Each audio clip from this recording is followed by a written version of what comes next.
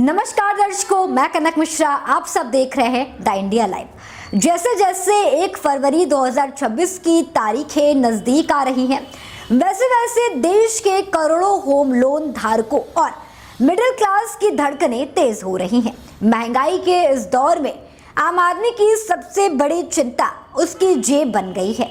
ऐसे में बजट 2026 से लोगों की उम्मीद काफी बढ़ गई है। होम लोन की बढ़ती ईएमआई हो या इनकम टैक्स में राहत, मिडिल क्लास की नजरें सरकार पर टिकी हैं। वित्त मंत्री निर्मला सीतारमण अपना नवा बजट पेश करने वाली है और इस बार का सबसे बड़ा सस्पेंस होम लोन और टैक्स डिडक्शन पर टिका है।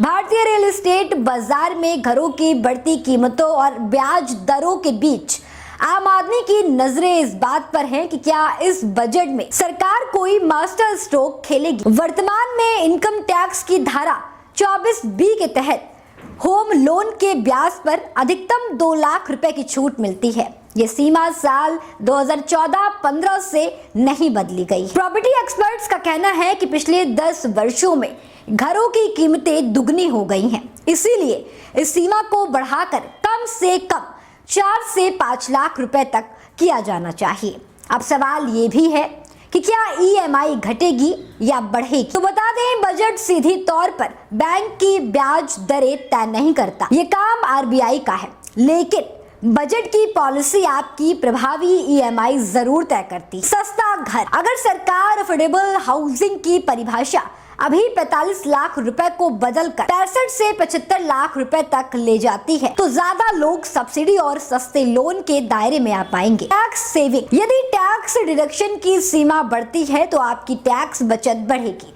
जिससे आपकी जेब पर ईएमआई का सूद बोझ कम हो जाएगा। सेक्शन 80C और प्रिंसिपल रीपेमेंट, होम लोन के मूलधन पर सेक्शन 80C के तहत 1.5 लाख रुपए की छूट मिलती है। समस्या दोस्तों यहाँ पर यह है कि इसी 1.5 लाख रुपए में पीपीएफ, एलआईसी और बच्चों की फीस भी शामिल होती है। मांग यहाँ पर यह है कि होम लोन के मूलधन के लिए एक अलग सेक्शन लाया जाए ताकि घर खरीदने वालों को ठोस राहत मिल सके। फिलहाल नई टैक्स व्यवस्था में होम लोन के ब्याज पर कोई छूट नहीं मिलती है। मध्यम वर्ग की सबसे बड़ी उम्मीद यही है कि सरकार न्यू टैक्स रिमीज में होम लोन और इंश्योरेंस पर डिडक्शन का लाभ देना शुरू करे।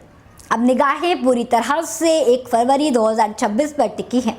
मिडिल क्लास के लिए ये बजट सिर्फ आंकड़ों का खेल नहीं होगा, बल्कि घर के सपने और ईएमआई के दबाव के बीच संतुलन की परीक्षा है। अगर सरकार टैक्स डिडक्शन की सीमा बढ़ाती है, अफोर्डेबल हाउसिंग की परिभाषा का दायरा फैलाती है और न्यू टैक्स रिजीम में होम लोन को राहत देती है, तो ईएमआई भले कागजों पर ना घटे, लेकिन जेब पर उसका बोझ जरूर हल्का होगा। वहीं अगर ये उम्मीदें पूरी नहीं हुई तो महंगे घर और ऊंची ईएमआई का बोझ मिडिल क्लास को और भी ज्यादा जकड़ कर रख लेगा। अब देखना यह है कि बजट 2026 मिडिल क्लास के सपनों को पंख देता है या ईएमआई की किस्तों का बोझ और भी भारी कर देता है। देश की सबसे बड़ी आबादी की धड़कनों का जवाब अब बजट के पिटारे में बंद है। दोस्तों, ऐसे और तमाम अपडेट्स के लिए देखते रहें द इंडिया लाइव।